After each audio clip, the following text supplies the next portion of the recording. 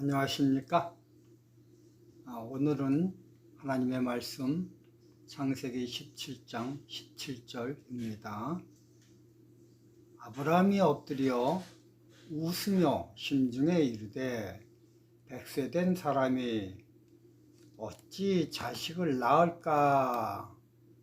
사라는 90세니 어찌 생산하리요 하고. 오늘 설교 제목은 창조주 하나님을 까먹었을 때 발생되는 일들. 웃음에는 여러 가지가 있습니다. 한박 웃음, 잔잔한 웃음, 빵꽃 웃음. 그러나 여기서 아브라함의 웃음은 긍정적 웃음이 아닙니다. 상대방의 의견이 전혀 이치에 맞지 않지만 상대방이 나보다 너무 높아 대놓고 반대하지는 못하고 속으로 웃는 약간의 비웃음 종류의 웃음입니다. 이것은 아브라함의 행태만 아닙니다. 사라도 동일합니다. 창세기 18장 9절 15절에 보면요. 그들이 아브라함에게 이르되 내 아내 사라가 어디 있느냐? 대답하되 장막에 있나이다. 그가 가로사대 기한이 이를 때에 내가 정녕 내게로 돌아오리니 내 아내 사라에게 아들이 있으리라 하시니 사라가 그 뒤 장막문에서 들었더라. 아브라함과 사라가 나이 많아 늙었고 사라의 경수는 끊어졌는지라. 사라가 속으로 웃고 이르되 내가 노쇠하였고 내 주인도 늙었으니 내게 어찌 낙이 있으리요. 여호와께서 아브라함에게 이르시되 사라가 왜 웃으며 이르기를 내가 늙었거늘 어떻게 아들을 낳으리요 하느냐. 여호와께 능치 못할 일이 있겠느냐. 기한이 이를 때에 내가 내게로 돌아오리니 사라에게 아들이 있으리라. 사라가 두려워 승인하지 아니하고 가로되 내가 웃지 아니하였나이다. 가라사대 아니라 내가 웃었느니라.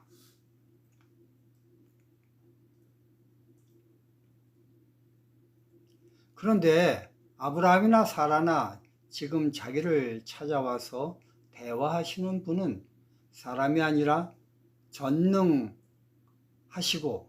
위대하신 여호와 하나님임을 인지하고 대화하는 중입니다. 그래서 아브라함이 엎드렸다. 이 고개를 숙인 자세나 허리를 굽혀 상대방을 존중하는 자세가 아니라 너무나 황송해 납작 엎드리는 자세를 취할 정도로 찾아오신 분을 높이고 있는 중이었습니다. 그럼에도 불구하고 그 높으신 분의 의견보다 자기의 과학적 지식을 더 강렬하게 믿음으로 여호와 하나님의 제안을 아브라함은 비웃음으로 믿지 않는 이 상황을 우리는 성경을 통해서 봅니다. 그런데 이 세상 모든 자연적 현상과 규례, 규칙은 누가 정했습니까? 누가 만들었습니까? 하나님이 제정하셨고 펼치셨습니다. 그분이 만드셨으니 그분이 고칠 수도 있고 변경하실 수도 있는 것입니다.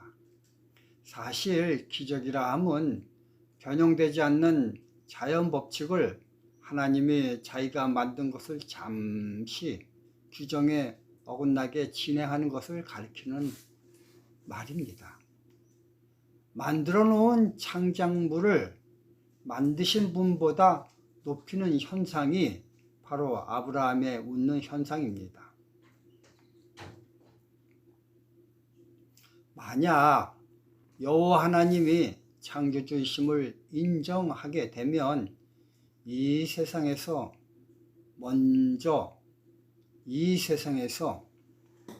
믿지 못할 것들이 하나도 없습니다. 그러나 여호와 하나님을 창조주로 인정하지 않거나 의심한다면 아브라함과 같은 상황이 재현되겠습니다. 그런 의미에서 안식일 기별은 신앙의 최고봉의 기별입니다. 출애굽기 20장 8절, 10절, 11절 안식일을 기억하여 거룩히 지키라.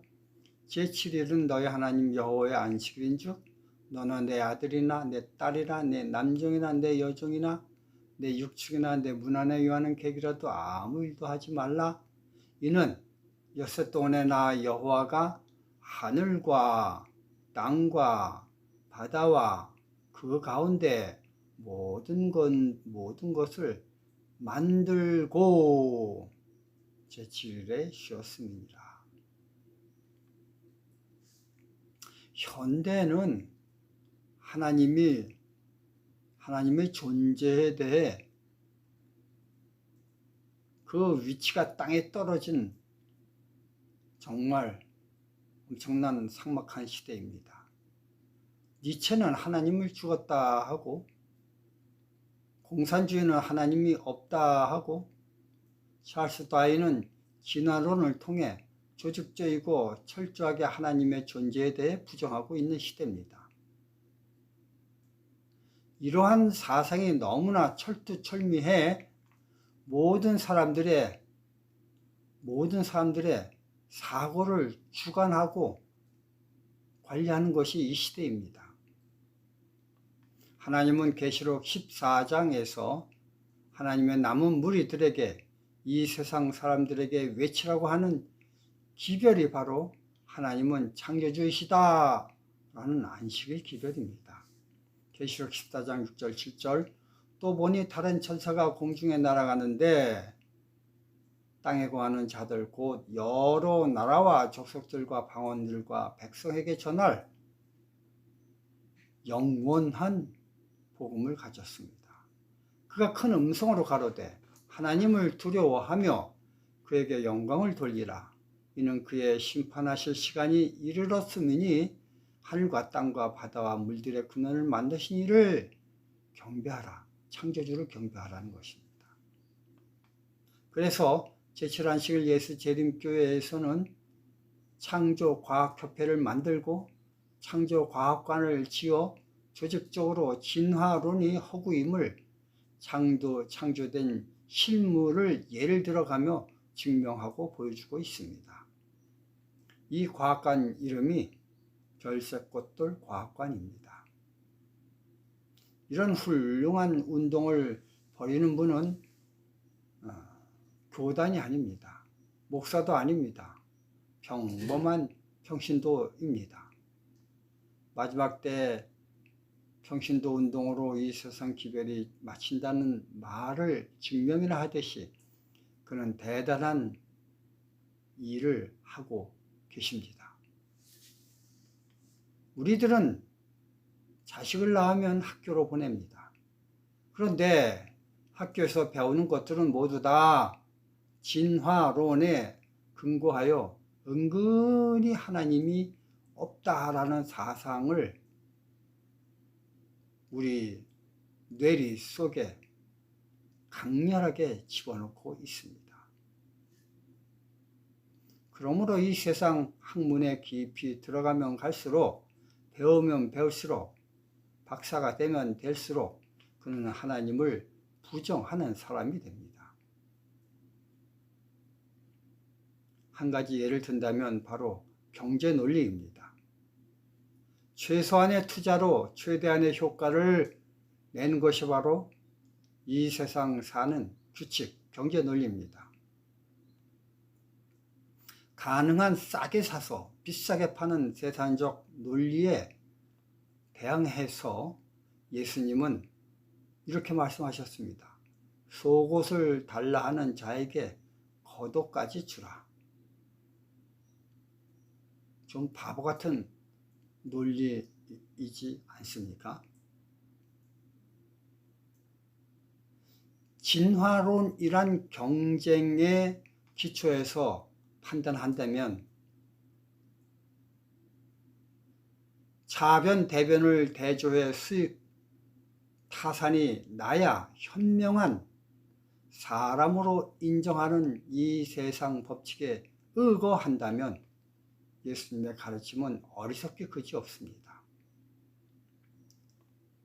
그런데요, 이것을 한꺼풀 뒤집어 보면요, 세상 논리보다 예수님의 논리가 엄청 강력함을 깨닫게 됩니다.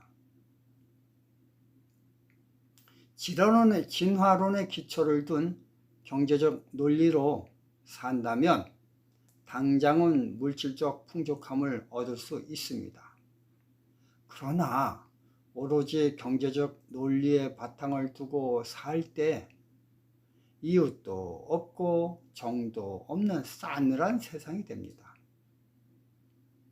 반면에 좀 어리석어 보이는 예수님의 논리로 산다면 당장 돈과 재물에는 많은 손해를 보게 되겠지만, 그러나 반대로 놀라지 마십시오. 사람의 마음을 사게 됩니다. 진정한 행복이란 물질적 풍족함이 가져다 주는 것이 아닙니다. 비록 가진 것은 얼마 없지만 사랑하는 사람들끼리 오손도손 정을 나누며 모여 사는 것이 행복인 것입니다. 쌀쌀맞게 오로지 경제 논리로만 대하는 이웃에게는 사람들이 모여들지 않지만 약간 모자라는 것처럼 나눠주는 사람들 곁에는요, 사는 것이 넉넉해 보이고 행복해 보여 사람들이 꼬입니다. 제가 아는 옛날 목회하던 교회 박 집사라는 분이 계십니다. 여집사님인데요. 이분은 동네에서 약간 떨어진 아파트 단지에서 쌀가게를 하셨습니다. 80년대라 그렇게 교통이 발달되지 못해 그 마을에는 버스 배차 시간이 매우 좀 넓었습니다. 차이가 있었습니다. 그래서 아침 출근 시간엔 날씨가 추움에도 불구하고 사람들이 길게 늘어서 버스를 기다리는 장면이 매일 아침 재현되고 있었습니다. 그것을 보던 그때 그 여집사님은 현미로 만든 가래떡을 뜨뜻하게 구워 한 덩이씩 크게 잘라 아침도 못 먹고 출근하는 사람들과 학교에 등교하는 학생들 손에 쥐어 주었습니다.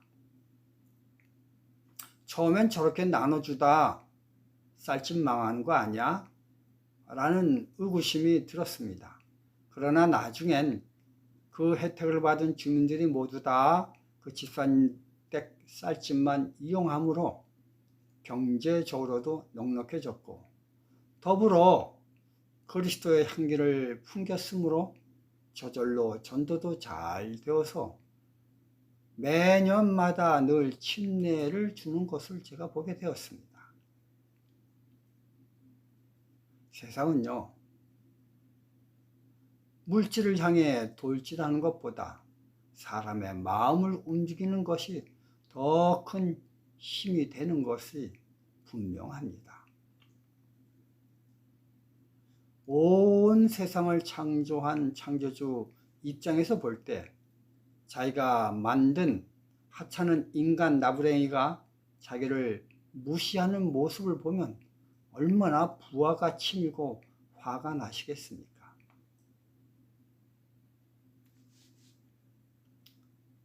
서울에서는 볼 수 없는 광경이지만 제가 사는 여기 지리산 골짜기에는 밤하늘의 은하수와 별자리들을 볼 수가 있습니다.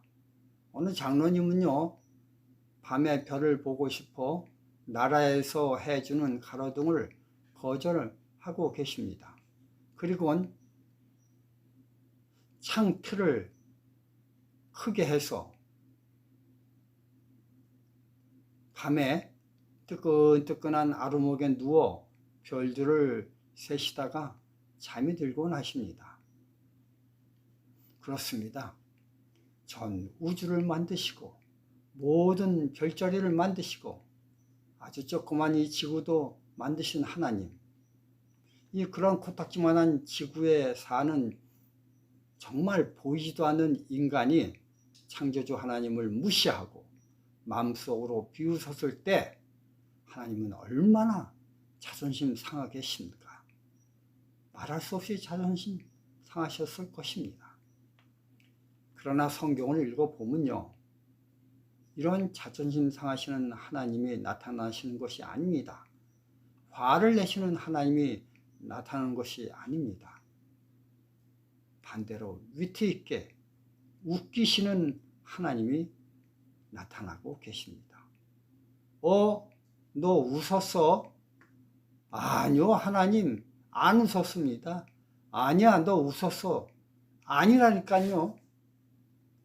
이런 아브라함과 사라를 향해 하나님은 말씀하시기를, 너희들의 명년 이맘때에 아들을 낳을 것인데 웃었으면서도 안 웃었다고 하니 그 아들 이름을 웃음이라 하라. 이삭이 웃음이란 뜻입니다. 창세기 17장 19절, 하나님이 가라사대 아이라 내 아내 사라가 정녕 내게 아들을 낳으리니 너는 그 이름을 이삭이라 하라. 참 웃음 없는 이 세상에 위트로 우리에게 다가가시는 하나님 믿을만 하시지 않겠습니까? 그런 하나님을 만나시는 오늘 되시길 바라며 말씀을 마치겠습니다. 감사합니다.